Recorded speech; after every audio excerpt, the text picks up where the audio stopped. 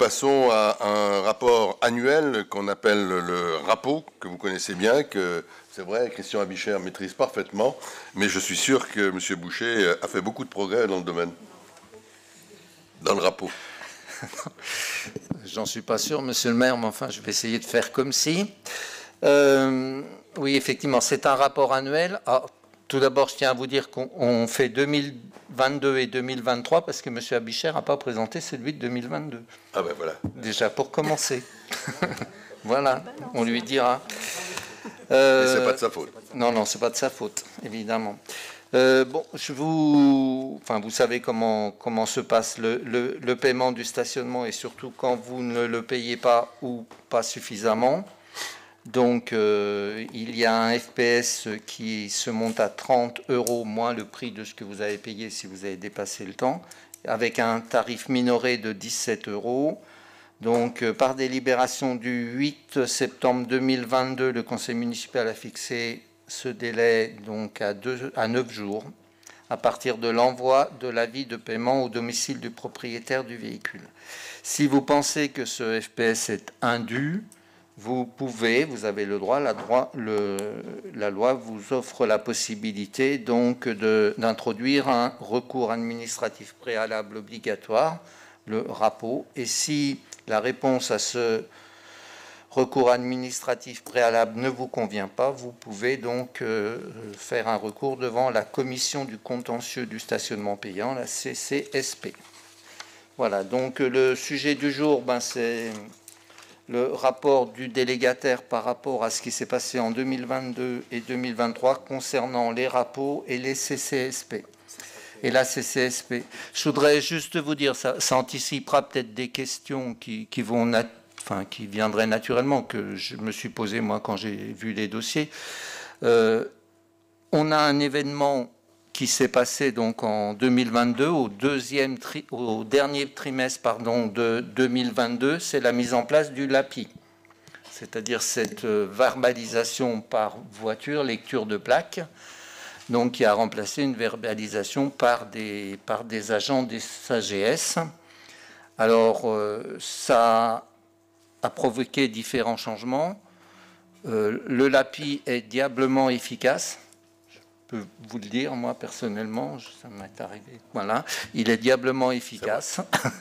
Voilà. C'est vrai. Donc, on a donc forcément un nombre de FPS qui est en très forte augmentation. Et il y a un deuxième point aussi, c'est que dans la mise en œuvre du LAPI, puisque c'est par lecture de plaques, il y a un certain nombre de plaques qui n'étaient pas enregistrées, notamment pour les personnes à mobilité réduite et puis on va dire les soignants, enfin tout le milieu médical, personnel de santé, qui ont reçu des FPS, d'accord, parce qu'ils n'avaient pas fait connaître leur plaque, etc. Donc ça a fait l'objet de rapports qui ont été bien entendu enregistrés positivement, c'est-à-dire que c'est par le fait que les plaques ne soient pas enregistrées que les FPS étaient donnés. Et donc petit à petit, donc ça s'est lissé dans le temps et il y a eu un début, on va dire, un peu difficile, mais maintenant ça s'est traité correctement dans le temps. Voilà. Tout ça pour dire que je vais vous présenter la synthèse 2022. Si vous voulez bien tourner la page, merci. Donc en 2022, sur information, donc il y a eu 50 160 FPS et sur ces 50 160 FPS, il y a eu 2,2% de personnes qui ont introduit donc un RAPO pour un nombre de 1153. 1006 rapports ont été instruits, 77 ont fait l'objet d'une décision implicite, 929 ont fait l'objet d'une décision explicite. Donc sur ces 1006 rapports instruits, 73 ont fait l'objet d'une décision d'irrecevabilité, 331 ont été rejetés et 602 donc ont été admis. C'est-à-dire 50% des 1153 rapports reçus ont été admis, c'est-à-dire que le FPS a été levé.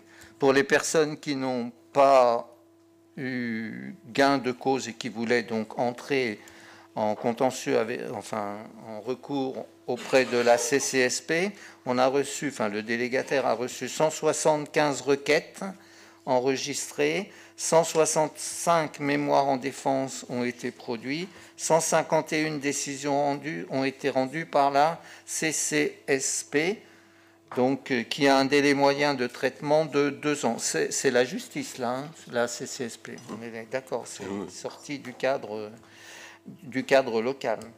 Donc 141 décisions d'annulation de la majoration avec maintien du FPS ou du FPS majoré et 10 portant rejet de la requête. Voilà pour 2022. Je vous propose de passer en 2023 où vous verrez, vous pourrez comparer, Madame Lachenal en parlait tout à l'heure au niveau du budget, hein. Donc on est passé de 50 160 FPS en 2022 alors qu'il n'y avait qu'un trimestre de fonctionnement de l'API. On arrive donc là en 2023 à 98 496 FPS, c'est-à-dire une augmentation extrêmement importante. Donc il y a eu un pourcentage plus important de rapos. Je vous ai expliqué pourquoi, hein. Ce sont des gens qui, effectivement, n'avaient pas les plaques enregistrées, notamment des personnes à mobilité réduite et des personnes donc, liées aux soignants. Donc, on a eu 4 504 rapos, qui correspondent à 4,5%. 4 176 ont été instruits, 483 ont fait l'objet d'une décision implicite, 3 693 d'une décision explicite. Sur les 4 176 rapos instruits, 245 ont fait l'objet d'une décision d'irrecevabilité, 1018 ont été rejetés. Et donc, 2913 ont été admis, c'est-à-dire 64%. Il y en a plus, mais c'était des histoires de plaques non enregistrées dont je vous ai parlé tout à l'heure. Ensuite, les personnes qui n'ont pas été satisfaites du rapport donc, ont pu se voir devant la CCSP. Il y a eu 526 requêtes, 526 mémoires en défense ou en acquiescement donc, ont été produits, 249 décisions à ce jour, hein, puisqu'ils ont 2 ans. Tout n'a pas été rendu.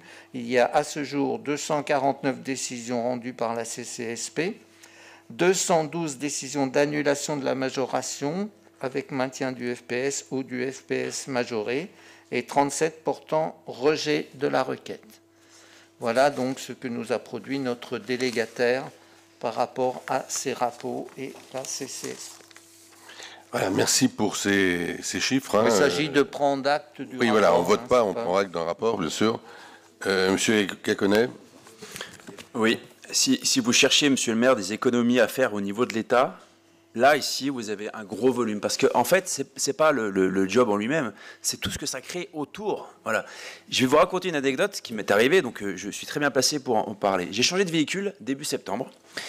Et donc, j'ai une nouvelle plaque d'immatriculation. Je la rentre dans mon application Pay by Phone, voilà, que beaucoup connaissent ici, qui sert aussi à la fois pour le paiement du stationnement à Annemasse, mais également à Genève. Et j'ai fait une erreur de rentrée de plaque d'immatriculation. Donc, j'ai pris un PV à Genève et un PV à Annemasse, alors même que j'ai payé, puisque j'ai la preuve sur mon téléphone que j'ai payé. Il a fallu précisément 3 minutes en Suisse pour prouver ma bonne foi. Voilà, donc je vais route des Jeunes 6, pour ceux qui connaissent, avec mon stationnement, mon infraction à 40 francs, en leur disant, bah voilà, regardez, j'ai pris un PV de stationnement, voilà ma bonne foi, puisque sur mon téléphone, j'ai mon paiement, merci monsieur, au revoir. J'ai même pas eu à payer d'avance. Et donc j'ai fait la même chose, j'ai fait mon rapport, voilà, il y a 15 jours, voilà. Et donc déjà, je dois payer d'avance, 17 €, bon, c'est pas la somme. Il m'a fallu 30 minutes déjà pour m'en sortir sur le site de je ne sais où, parce que c'était déjà, faut le savoir, hein, sur le petit, c'est écrit en minuscule. Après, il faut quand même s'en sortir, donc 30 minutes alors que j'ai 40 ans à peu près et je me débrouille pas trop mal en informatique. Et là, c'est parti dans les limbes, hein, bien sûr, et tout ça pour 17 €. Et là, je me dis, on marche quand même sur la tête parce qu'on se crée, en fait, on est les champions du monde ici en France, et je pense que ça rejoint le débat, et c'est pour ça que je voulais intervenir tout à l'heure.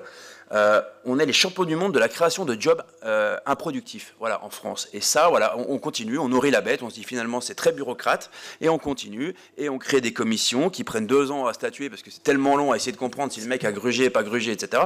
Que voilà. Et ça, c'est symptomatique, clairement, c'est symptomatique de notre pays.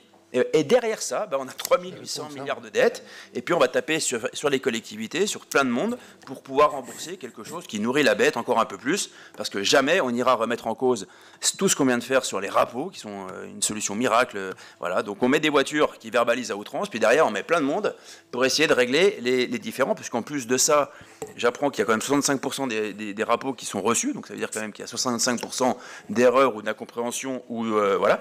Donc je me dis, voilà, vous voulez des exemples concrets de notre pays qui marche sur la tête, vous en avez la pleine jouissance avec un dossier comme celui-ci.